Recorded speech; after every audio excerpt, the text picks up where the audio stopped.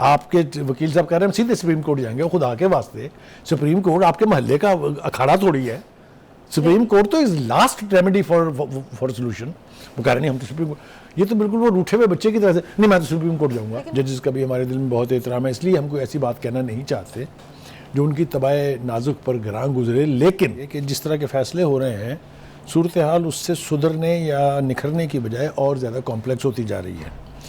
ये आधा तीतर आधा बटेर किस्म के जो फैसले हैं ना, मेरी समझ से बाहर हैं।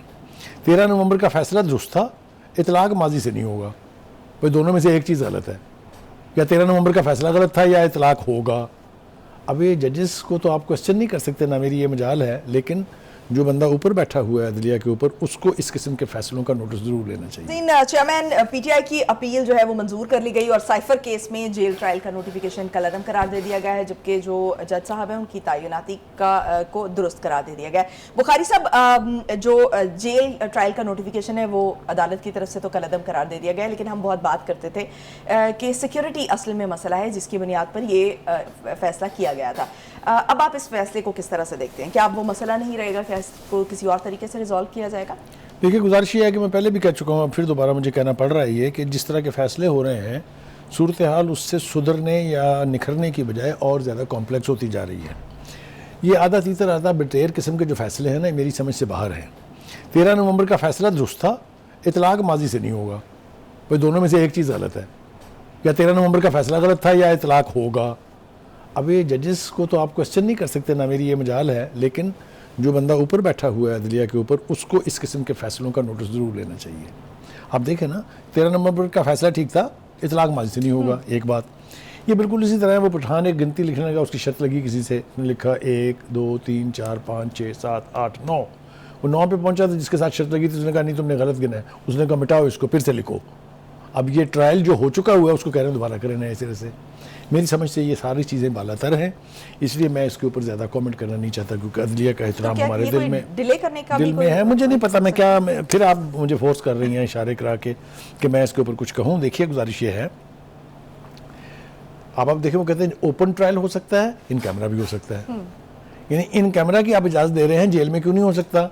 जेल में किसी को शौक नहीं होता ट्रायल करने का, क्योंकि बड़ा इंतज़ाम करना पड़ता है, एहतमाम करना पड़ता है इसका।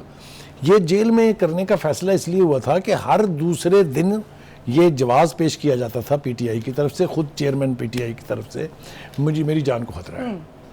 वो वज़ीराबाद के बाद से तो फिर उन्होंने बाल्टियाँ ओढ़ लीं, शील्डें पहन लीं, ये सब आपके सामने है।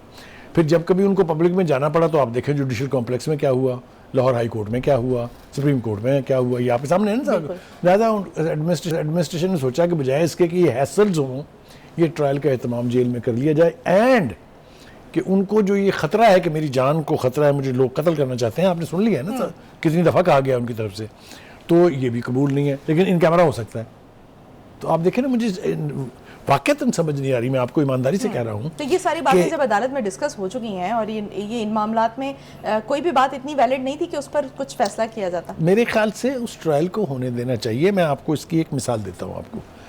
जो फॉरेन फंडिंग केस है, 8 साल तक वो रुका रहा, कभी वकील है नहीं, कभी इस जज पे हमें एतबार नहीं है, कभी वकील बाहर गया हुआ है, कभी मुद्दई है नहीं, कभी गवाह है नहीं। 8 साल लगे ना जी, बकौल मुद्दई के और बड़े बड़े जूरिस्प्रूडेंस के जो एक्सपर्ट्स हैं उनके, वो ओपन एंड शट केस है। या बरी कर दें आप, अगर करना है आपने तो, या सजा दे दें आप, दोनों में से एक हुआ 8 साल में। बाकी दूसरे फैसलों का मैं जिक्र करूंगा तो फिर आपके माथे पे त्योरियां आ जाएंगी। तहरीर खान का मसला हल हुआ, अपने तोशाखाना तय हुआ, तो आप इसको डिले तो जितना मर्जी कर लें। ये सारे डिलेइंग टैक्टिसेस हैं। आप देखिए ना, दफ़ा 44 लग गई है वहाँ पर पेशावर में, क्योंकि वहाँ पीटीआई ने जलसा करना है।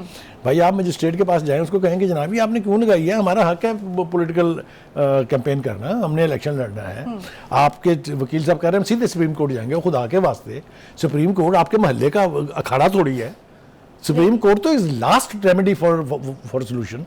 वो कह रहे नहीं हम तो सुप्रीम कोर्ट, ये तो बिल्कुल वो रूठे हुए बच्चे की तरह से, नहीं मैं तो सुप्रीम कोर्ट जाऊंगा। लेकिन बुखारी साहब दूसरे तनाजुर में अगर देखें, अगर ये फैसला जो है इलेक्शन तक डिले हो जाता है या फैसले की बात करें कि साइफर केस का फैसला जो है वो इलेक्शन के बाद सुनाया जाता है, उस इलेक्शन तक डिले हो जाता है, तो ये बहुत बड़ी एक जो हंगामों और जो खून खराब है उससे बचत भी हो सकती है। देखिए गुजारिश ये है कि हमें ना तो मामले को डिले करना चाहिए, ना उसमें जल्दबाजी का मुजाहरा होना चाहिए। ट्रायल को ट्रायल रहना चाहिए, मेरिट्स पर आप करें, आपको कोई क्वेश्चन नहीं कर सकता। आप वकला को भी कहें कि खुदा के लिए इसके अंदर ताख़ीर का बायस ना बने। जैसा भी फैसला होना है उसने मेरिट्स पर होना है। हमारी तवक्को ये है कि फैसला मेरिट्स पर होना चाहिए। होगा कि नहीं होगा ये मैं कहा ना कि अभी चूंकि उसके रिएक्शन ट्रायल चल रहा है इसलिए हम कोई कमेंट नहीं कर सकते हैं। अदलिया का हमारे दिल में बहुत एहतराम है, जजेस का भी हमारे दिल में बहुत एहतराम है, इसलिए हम कोई ऐसी बात कहना नहीं चाहते जो उनकी तबाह नाजुक पर ग्रां गुजरे। लेकिन ये जो मेरी ऑब्जर्वेशंस हैं ये आप ज़रा ग्राउंड पे निकलें, बाहर जाके लोगों से पूछ लें, वो भी ये कहते हैं कि समझ नहीं आ रही है क्या फ़ैसले हो रहे हैं।